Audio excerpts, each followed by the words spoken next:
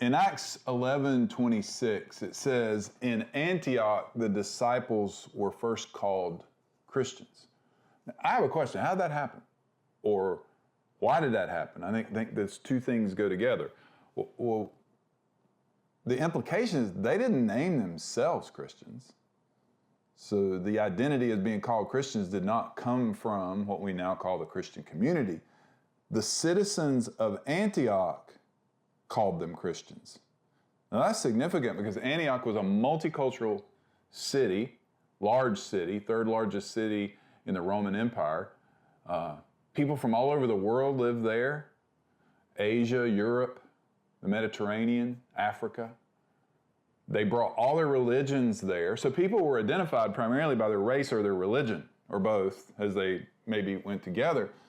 Then you have this brand new group of people who are trusting Christ for salvation and following Him from all these different places, from all these different religions, from all these different backgrounds. So they had to come up with a new identifier for who these people were. So they called them Christians. Now, what was it about these people that forced them to do this? Jesus said, if anyone would come after me, let him deny himself, take up his cross, and follow me. Deny himself, so not focus on yourself, turning from the focus of yourself. Take up your cross, identifying with Christ and what Christ has done to set us free from our sins, and follow Him. That's a daily implication of every part of our life. Follow Him. So what happened is Christ has now become the identity of these people. So that's then how they're identified, as quite literally little Christ, or what the people of Antioch were saying, these are Christ followers. These are people who are following Jesus. When I was in high school, I had a philosopher country boy friend, and he used to say this all the time, wherever you go, there you are. And I think most people just laughed at him and didn't quite understand what he meant. But the more I understood what Christianity is, the more I embraced what my country boy friend would say. Wherever you go, there you are. So what defines you, defines you. What matters to you, matters to you. And that's obvious to everybody. And wherever you go, there you are. And you. And they know that's you. And it's not just how you look, it's what matters to you. So when you go to work, there you are. When you go to school, there you are. When you go home, there you are. So as a follower of Christ, where you go, Christ goes before you and you follow Him. Christ goes with you because He never leaves you nor forsake you, because Christ lives in you.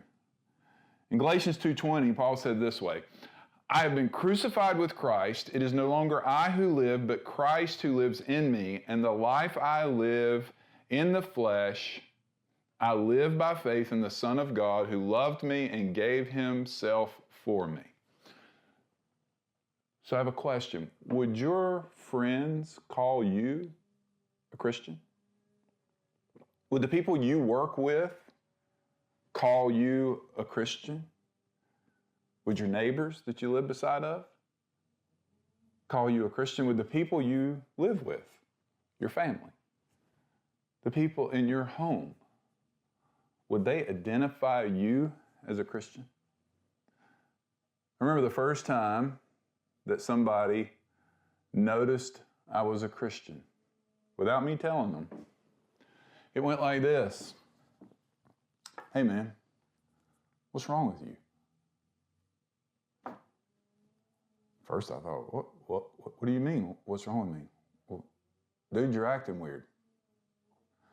What was a little bit embarrassing and somewhat confusing the first time I was asked, I found myself lately asking myself, hey Jeff, when's the last time somebody said, hey man, what's wrong with you? Do people know you're a Christian?